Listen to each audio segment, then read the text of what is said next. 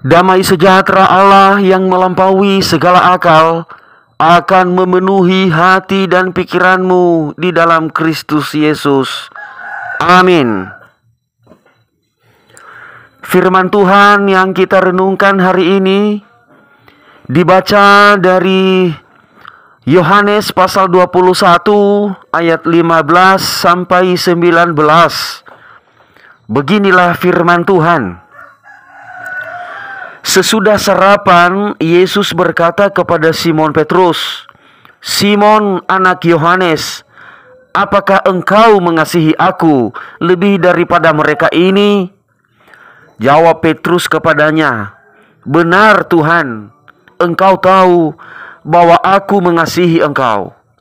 Kata Yesus kepadanya, "Gembalakanlah domba-dombaku." Kata Yesus pula kepadanya untuk kedua kalinya, "Simon, anak Yohanes, apakah engkau mengasihi aku?" Jawab Petrus kepadanya, "Benar Tuhan, engkau tahu bahwa aku mengasihi engkau." Kata Yesus kepadanya, "Gembalakanlah domba-dombaku." Kata Yesus kepadanya untuk ketiga kalinya, "Simon, anak Yohanes, apakah engkau mengasihi aku?" Maka sedih hati Petrus karena Yesus berkata untuk ketiga kalinya, "Apakah engkau mengasihi aku?" Dan ia berkata kepadanya, "Tuhan, engkau tahu segala sesuatu. Engkau tahu bahwa aku mengasihi engkau." Kata Yesus kepadanya, "Gembalakanlah domba-dombaku. Aku berkata kepadamu, sesungguhnya ketika engkau masih muda, engkau mengikat pinggangmu sendiri, dan engkau berjalan kemana saja kau kehendaki. Tetapi jika engkau sudah menjadi tua, engkau akan mengulurkan tanganmu, dan orang lain akan mengikat engkau dan membawa engkau ke tempat yang tidak kau kehendaki." Dan hal ini dikatakannya untuk menyatakan bagaimana Petrus akan mati dan memuliakan Allah. Sesudah mengatakan demikian, ia berkata kepada Petrus, "Ikutlah aku." Demikian pembacaan nats firman Tuhan. Dan saya menyapa dengan penuh semangat, sukacita Bapak Ibu Saudara-saudari yang telah bersedia mendengar dan menerima firman Tuhan. Salam.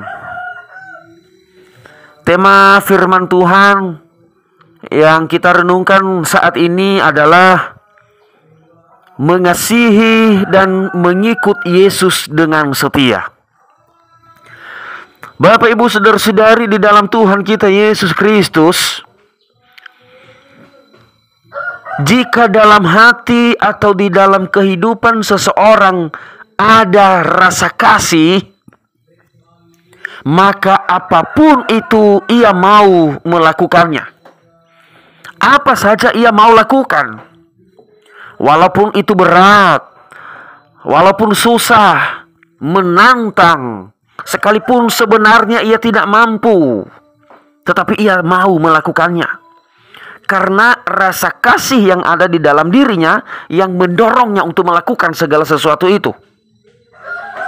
Ada kemauan, ada keinginan melakukan. Walaupun sebenarnya menurutnya itu susah, menurutnya itu adalah berat, sangat menantang hidupnya, bahkan nyawanya bisa terancam, atau harga dirinya mungkin tidak terasa, tetapi ia mau melakukannya karena ada rasa kasih.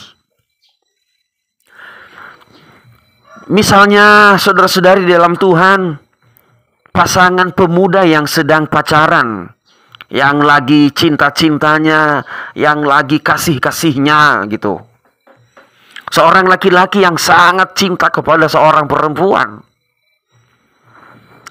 Jadi karena sudah ada kasih cinta di dalam hati si laki-laki, jika suatu saat si perempuan minta datang ke rumahnya, "Bang, kangen, datang ke rumah dong."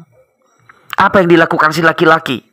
Sekalipun ia sibuk, bahkan ia sedang beraktivitas, sedang bekerja sekalipun, ia rela meninggalkan pekerjaannya itu. dan datang ke tempat orang yang ia kasihi. Sekalipun jauh jarak yang ditempuh, ia tidak pedulikan itu. Jarak yang jauh malah dalam perasaannya sangat dekat. Itu karena kasih yang mendorong perasaannya untuk datang memenuhi permintaan yang dikasihinya. Kalau misalnya si perempuan meminta sesuatu, "Bang, beliin aku ini dong." Itu pasti dilakukan si laki-laki, sekalipun itu mahal. Walaupun ia tidak mampu membeli, tetapi ia usahakan. Paling minjam dulu, atau berutang dulu, atau gimana caranya. Yang penting ia dapat memenuhi permintaan orang yang ia kasihi. Sekali lagi, kenapa ia mampu melakukan itu? Karena ada dorongan kasih yang ada di dalam perasaannya. Itu ciri-ciri orang yang memiliki kasih, yang memiliki cinta kasih dalam hatinya, dalam perasaannya. Ia mau melakukan apa saja dengan tulus, dengan ikhlas. Misalnya lagi, jika dalam hati seseorang benar-benar ada kasih, seandainya ia lewat di jalan dan kebetulan ia ketemu di jalan ada pohon yang tumbang, yang mungkin sedikit menghalangi jalan. Kalau ada orang yang memiliki kasih dalam hatinya, ia dengan inisiatif sendiri akan pohon yang tumbang tadi itu akan dia bersihkan tanpa disuruh, tanpa diminta, tanpa dikasih imbalan. Kenapa ia mau melakukan itu? Karena ada kasih, dorongan kasih yang mendorong sifatnya, mendorong hatinya, yang menggerakkan perasaannya untuk melakukan itu. Tetapi jika tidak ada kasih dalam kehidupan seseorang, jika seseorang tidak memiliki kasih, maka segala sesuatu yang ia lakukan sangat berat. Bahkan ia merasakan kehidupan ini seperti beban berat. Apapun yang mau dilakukan sangat sulit. Bahkan sekalipun ia melakukannya penuh dengan sungut-sungut. Ia tidak mau melakukan, ia tidak mau tunduk, ia tidak mau harga dirinya hilang. Bahkan keinginan orang yang tidak memiliki kasih, jika ia mau mengerjakan segala sesuatu atau ia mengerjakan sesuatu pekerjaan aktivitas, ia maunya harus ada imbalan, harus ada upah, dan upahnya harus yang menguntungkan, yang menyenangkan dirinya sendiri. Tetapi kalau tidak ada demikian, ia tidak mau melakukannya. Ini perbedaannya orang yang memiliki kasih dan yang tidak memiliki kasih. Berarti boleh kita katakan kesimpulannya adalah bahwa bukti mengasihi adalah menyenangkan orang yang dikasihi. Itulah sebabnya Yesus bertanya sampai 3 kali kepada Petrus, "Petrus, apakah engkau mengasihi aku?" Yesus menanyakan ini sampai 3 kali kepada Petrus. "Apakah engkau mengasihi aku, Petrus?" Mengapa Yesus bertanya sampai 3 kali? Karena Yesus meragukan kasih Petrus kepadanya. Yesus meragukan kasih cinta Petrus kepada Yesus sendiri. Karena Petrus ini sebelumnya pernah menyangkal Yesus 3 kali. Pada saat penangkapan Yesus, Yesus ditangkap. Memang awalnya si Petrus ini paling antusias, paling semangat. Tetapi pada saat Yesus telah ditangkap, ia menyangkal Yesus 3 kali.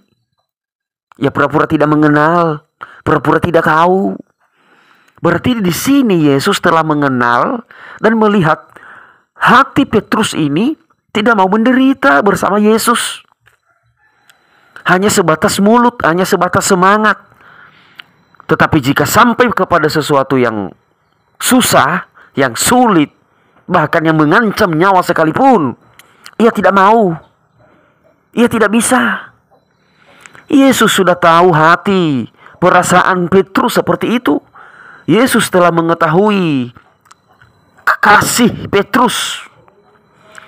Itu sebabnya ia bertanya sampai 3 kali, "Petrus, apakah engkau mengasihi aku?" Pertanyaan Yesus yang ketiga kali ini adalah untuk mengingatkan Petrus akan apa yang pernah terjadi. Bahwa Petrus pernah menyangkal Yesus 3 kali, tidak mau setia, tidak benar-benar seperti semangatnya awal, supaya jangan terulang lagi kedua kalinya, supaya Petrus jangan mengulanginya lagi. Itu makna Yesus bertanya sampai 3 kali. Kemudian makna berikutnya, kenapa Yesus sampai bertanya 3 kali?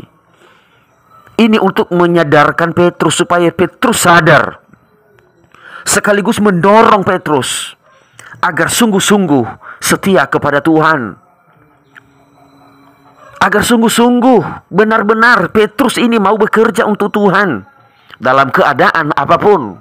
Mau dalam keadaan menyenangkan dan terlebih-lebih pada keadaan yang menyusahkan, pada keadaan yang susah dan sulit. Tetapi kali ini Petrus tidak lagi mau mengandalkan perasaannya. Petrus tidak menjawab dengan keinginannya sendiri, tetapi ia menjawab dengan keinginan Tuhan Yesus. Sehingga ia menjawab, "Benar Tuhan, Engkau tahu bahwa aku mengasihi Engkau." Ia menjawab Yesus, "Engkau tahu Tuhan Yesus. Engkau sendiri mengetahui hatiku ini, pikiranku ini. Engkau sendiri tahu pribadiku Tuhan, bahwa aku mengasihi Engkau." Istilahnya, menurut Petrus, biarlah Yesus sendiri yang tahu. Biarlah Yesus sendiri yang mengetahui bahwa benar-benar hati Petrus ini mengasihi Tuhan. Dan karena Yesus sudah tahu, sudah mengetahui hati, cinta kasih Petrus, benar-benar mengasihi Tuhan, Yesus sendiri sudah tahu itu. Maka Yesus mengatakan, "Gembalakanlah domba-dombaku." Yang dimaksudkan Yesus adalah, kalau memang benar-benar engkau mengasihi aku Petrus, benar-benar engkau cinta kepada aku Petrus, maka teruskanlah pekerjaanku, lanjutkanlah pelayanan, gembalakanlah domba-domba, panggillah semua orang untuk percaya kepadaku.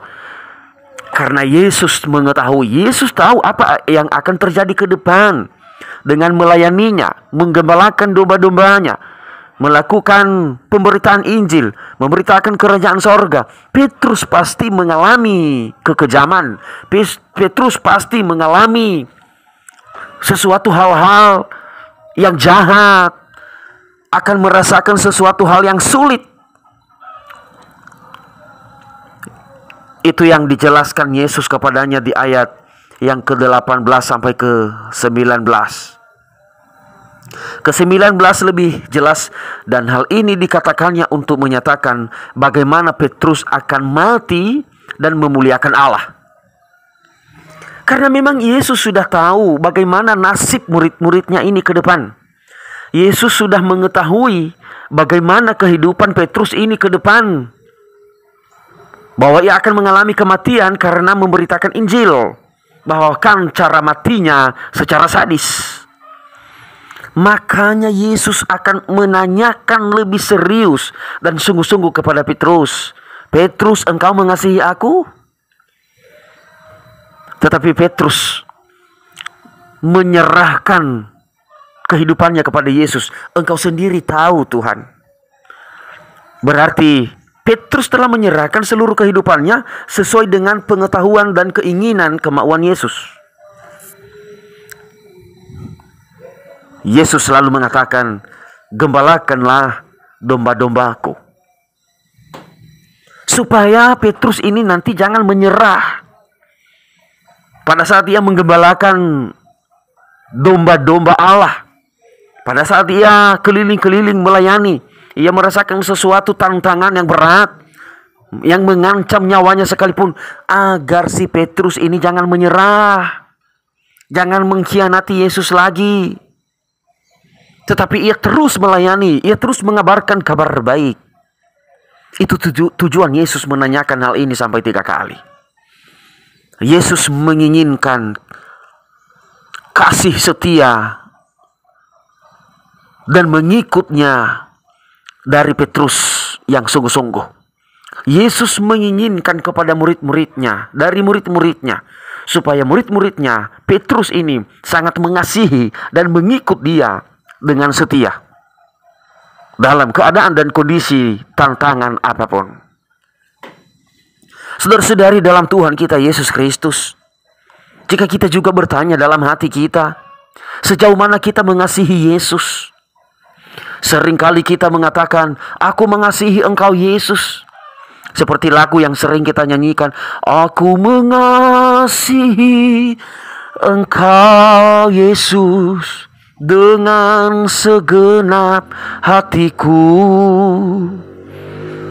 Apakah itu benar tulus dari hati saudara-saudara? Atau hanya sebatas nyanyian? Atau hanya sebatas ucapan? Kita sering mengatakan aku mengasihi Yesus, aku mau ikut Yesus. Tetapi seringkali juga bekerja untuk Tuhan tidak mau. Menolak menjadi pengerja, menolak menjadi penatua, menolak menjadi hamba Tuhan. Disuruh berdoa saja tidak mau, sangat susah. Disuruh melayani tidak mau. Tetapi sering mengucapkan aku mengasihi Tuhan. Jangankan dulu bekerja untuk Tuhan, mau melayani Tuhan, mau datang ke gereja aja tidak mau. Datang ke persekutuan, datang mendengar firman Tuhan saja malas. Apakah itu bukti mengasihi Tuhan? Dan sekalipun datang ke gereja hanya sebagai kebiasaan karena status sebagai orang Kristen. Sehingga dalam ibadah kerjaannya main HP. Di dalam gereja malah menggosip. Di dalam gereja malah bermusuhan. Itu yang sering terjadi bagi orang-orang Kristen yang mengaku aku mengasihi Engkau Yesus. Padahal dalam perbuatan dan sikap sehari-hari tidak mencerminkan rasa kasih, cinta kepada Yesus. Jangankan soal melayani dan datang ke beribadah. Memberi persembahan saja berat sekali, susah sekali. Untuk memberi kepada Tuhan, memberi yang terbaik sangat susah.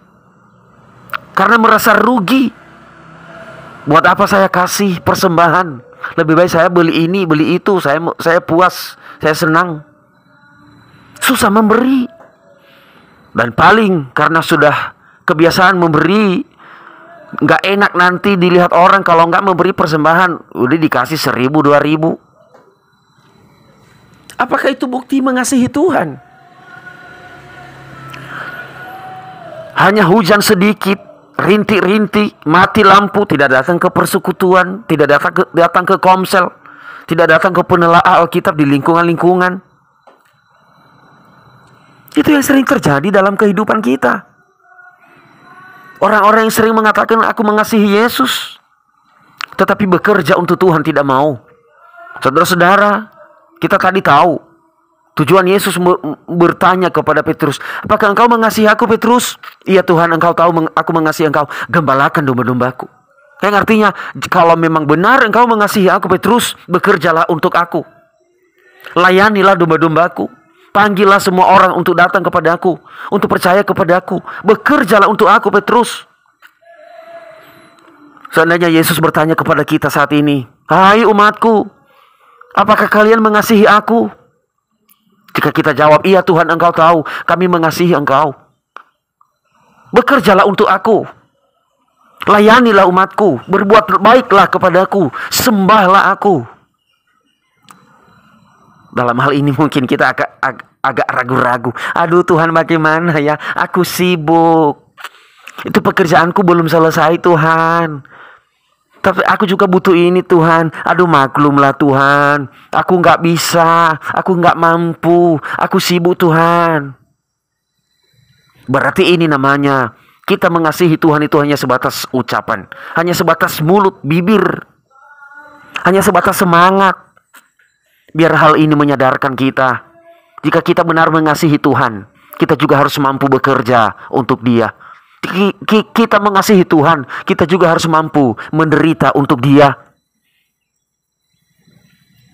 Kita sering kali menyangkal Yesus dalam kehidupan kita ini. Kita mengatakan kita mengasihi Yesus, kita mengandalkan Yesus. Tetapi sedikit ada penderitaan, kita menyangkal Yesus, kita cari yang lain. Ada orang sakit, nyari dukun, nyari alternatif.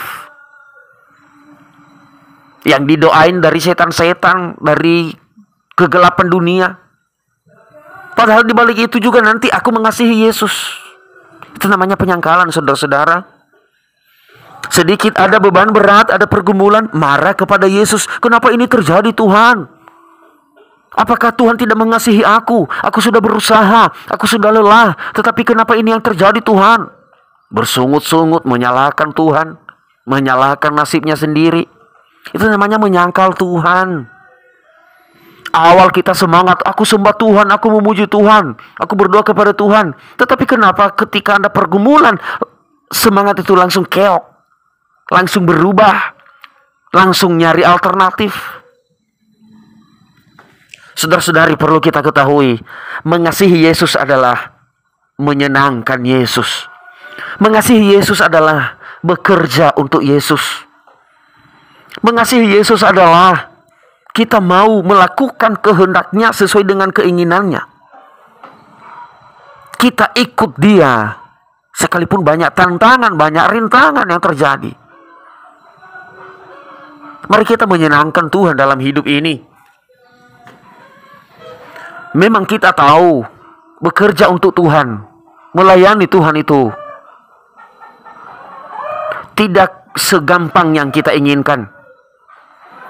Akan ada banyak tantangan yang kita hadapi. Tetapi sebenarnya Yesus tahu semua itu. Yesus mengetahui apa yang akan kita rasakan ketika kita melayani Dia, ketika kita menggembalakan domba-dombanya. Tetapi supaya kita mampu melayaninya, kita dimampukan untuk melakukan apapun itu. Rasa cinta kasih kita kepada Yesuslah yang akan menguatkan kita, yang akan memotivasi kita, yang memampukan kita untuk melakukan segala sesuatu itu. Berarti yang harus kita miliki adalah rasa kasih kepada Yesus. Rasa cinta kasih kepada Yesus. Mari kita mengasihi Yesus itu. Kita mengasihi Dia, kita mengikut Dia dengan setia. Kita jangan mengikut Yesus hanya karena banyak berkat. Kita ikut setia kepada Yesus hanya karena senang-senang, hanya meminta mujizat pada saat banyak berkat, pada saat sukacita. Tetapi pada saat penderitaan, pada saat ada pergumulan, langsung meninggalkan Yesus.